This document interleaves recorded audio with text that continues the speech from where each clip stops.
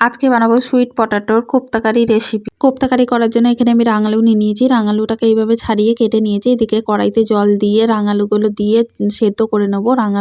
রাঙালুটা সেদ্ধ হয়ে গেছে, এটাকে নামিয়ে ঠান্ডা করে নেবো। তারপর ঠান্ডা হয়ে গেছে, দিয়ে দেবো পেঁয়াজ কুচি, কাঁচা লঙ্কা কুচি, জোয়ান, লবণ, গোলমরিচ গুঁড়ো, বেসন দিয়ে এটাকে মাখিয়ে নেবো। দেখো মাখানো হয়ে গেছে। এবারে এটাকে আমি কোপ্তার আকারটা দিয়ে নেবো। এইভাবে আমি সবগুলো করে নিয়েছি। এদিকে কড়াইতে তেল গরম করে নেবো। তেল গরম হয়ে গেলে একে একে সব বড়াগুলো দিয়ে ভেজে নেবো। দেখো ভাজা হয়ে গেছে, এবারে এইগুলোকে আমি নামিয়ে নেবো। এদিকে কড়াইতে তেল দিয়ে দেবো কালো জিরে, তেজপাতা, শুকনো লঙ্কা ফোড়ন দিয়ে দেবো চাল মগজ ও পোস্ত বাটা, লঙ্কার গুঁড়ো, হলুদ গুঁড়ো, স্বাদ অনুসারে লবণ দিয়ে কিছুক্ষণ এটাকে নেড়ে চেড়ে নেবো। কিছুক্ষণ নেড়ে চেড়ে নেবার পর দিয়ে দেবো সর্ষে বাটা, টমেটো কুচি দিয়ে আবারও মশলাটাকে ভালো করে ভেজে নেবো। দেখো ভাজা হয়ে গেছে, দিয়ে দেবো পরিমাণ মতন জল। ঝোলটা ফুটে এলে দিয়ে দেবো এর মধ্যে ভেজে রাখা বড়াগুলো দিয়ে কিছুক্ষণ নেড়ে চেড়ে এটাকে 5 মিনিট করে নেবো। দেখো হয়ে গেছে, এটাকে আমি নামিয়ে নেবো। তৈরি হয়ে গেছে সুইট পটাটো কোপ্তাকারি রেসিপি।